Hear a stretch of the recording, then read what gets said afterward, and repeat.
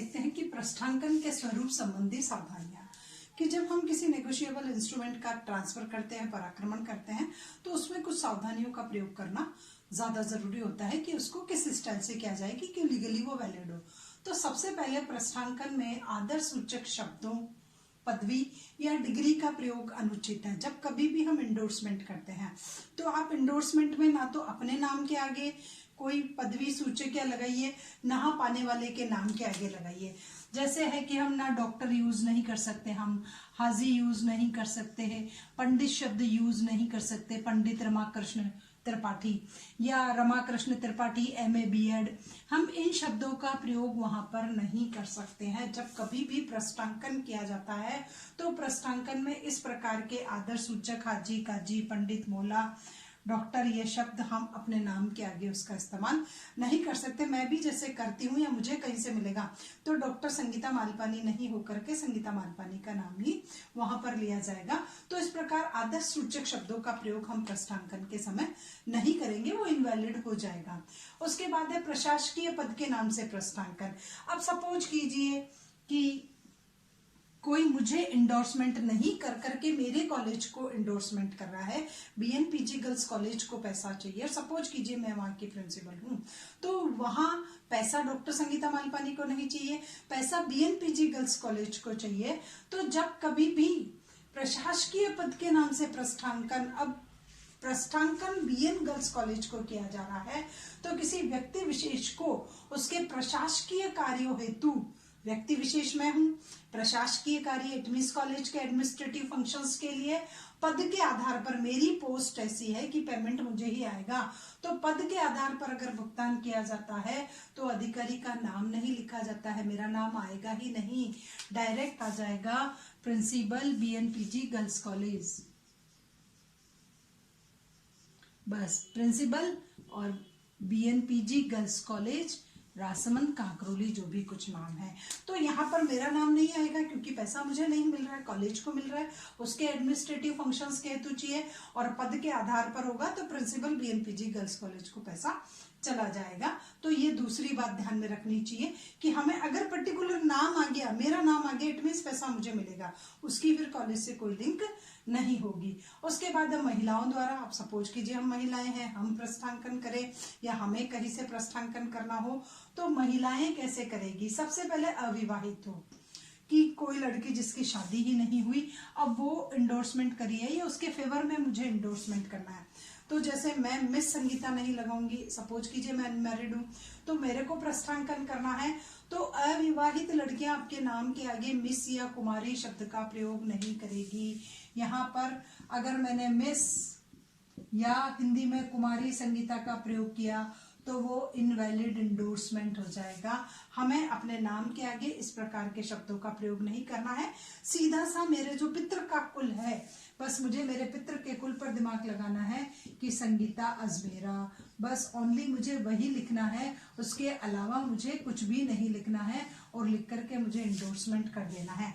तो ये मेरा नाम या मेरे पितृ का नाम, पितृकुल का नाम, और इस प्रकार से इंडोर्समेंट हो गया। तो इस स्टाइल का सबसे पहला, अगर कोई अविवाहित लड़की है तो वो अपने नाम के आगे मिस या कुमारी शब्द का प्रयोग नहीं करेगी, अपना और अपने पितृकुल का नाम प्रयोग कर लेगी। अब सपोज कीजिए विवाहित हो गई जैसे कि मैं, तो उसके साथ उसके पति का नाम आएगा। अब यहाँ पर ये हट जाएगा।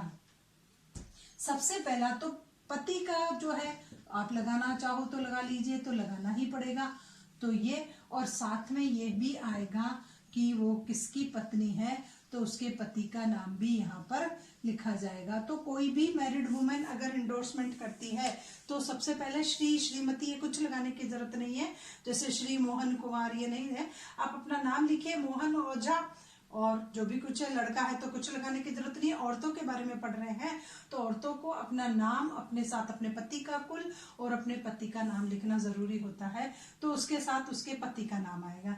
अब सपोज कीजिए तलाकशुदा है, तलाक हो गया, तो वापस क्या आ जाएगा, वर्तमान नाम और फिर वापस पितृकुल, ये हट जाएगा और वापस वही संगीता अजमेरा नाम आ जाएगा क्योंकि मेरा वर्तमान नाम यही है। और अगर मैं इसमें लिखना चाहूं प्रीवियस नेम तो लिख सकती हूँ संगीता मालपानी, बाकी लिखना ही जरूरी नहीं है। अब है विधवा, हस्बैंड एक्सपायर हो जाता है किसी महिला का, तो अगर वो शादी नहीं करती है तो वो जैसे विवाहित महिलाएं इंडोर्समेंट कर रही है उसी तरीके से करेगी, वही अपना नाम और अपने पति का जो गोत्र है वही काम में लेगी। सपोज कीजिए कि वो रीमैरिज कर लेती है किसी और के साथ, अब उसका सब कुछ चेंज हो गया, तो उसे वापस क्या करना पड़ेगा, बताना पड़ेगा कि उसका प्रीवियस सरनेम ये था और रिसेंट सरनेम उसका ये है। तो ये है महिलाओं को इंडोर्समेंट करते समय क्या क्या सावधानियां रखनी पड़ती है। अनमैरिड को मिस और उसका यूज नहीं करना है, विवाहित को अपना और अपने पति का नाम का यूज करना है, तलाकशुदा है तो वापस अपने पितृकुल को करना है, और विडो है तो पति शादी नहीं कर रही है तो वापस वही पति के सरनेम को यूज करना है। अब हो गया नाम की वर्तनी अशुद्ध होने पर। सपोज कीजिए कि अगर नाम की वर्तनी स्पेलिंग कुछ अशुद्ध हो गई है, जब मैंने नेगोशिएबल इंस्ट्रूमेंट लिखा तो SANGEETA की जगह लेखक ने SANGEITA कर दिया गया, तो लेखक या प्रापक के नाम की स्पेलिंग गलत हो गई। अब वहां पर पैसा मुझे मिलना और मेरे नाम की स्पेलिंग गलत हो गई और गलत लिख दिया, तो अब जो प्रस्थांकन होगा वो गलत नाम से ही होगा। अब यहाँ पर मैं मेरी स्पेलिंग को शुद्ध करने की कोशिश नहीं करूंगी, अगर GITA लिखा हुआ है तो हमें वही लिखना पड़ेगा, स्पेलिंग को करेक्ट करने की कोशिश नहीं करेगी वरना वो इनवैलिड हो जाएगा। तो अगर प्रापक के नाम में कोई स्पेलिंग मिस्टेक हो गई है तो इंडोर्समेंट करते समय आप ध्यान रखिए, आप उसकी वही स्पेलिंग लिखिए। आपको लेते समय ध्यान रखना पड़ेगा कि मेरे आगे की स्पेलिंग क्या है और मेरे पीछे की स्पेलिंग क्या है, तभी वो इंडोर्समेंट वैलिड होगा वरना वो इनवैलिड हो जाएगा। अब आता है अनपढ़ व्यक्ति की, अनपढ़ व्यक्तियों को राइट है कि वो भी इंडोर्समेंट कर सकते हैं, पराक्रमण कर सकते हैं। सेक्शन 52 ये बता रही है चाहे मेल हो या फीमेल हो, महिला पुरुष अनपढ़ कोई सा भी व्यक्ति हो वो इंडोर्समेंट कर सकता है। उसका सिग्नेचर नहीं होगा, उसका अंगूठे का निशान होगा, वो अपना यहाँ अंगूठे का निशान लगा सकता है, लेकिन उसके अंगूठे के निशान को किसी विश्वस्त व्यक्ति से प्रमाणित करवाना जरूरी है। कोई जो भी रेपुटेड पर्सनैलिटी है वो उसको अटेस्टेड करेगी तभी वो इंडोर्समेंट वैलिड होगा।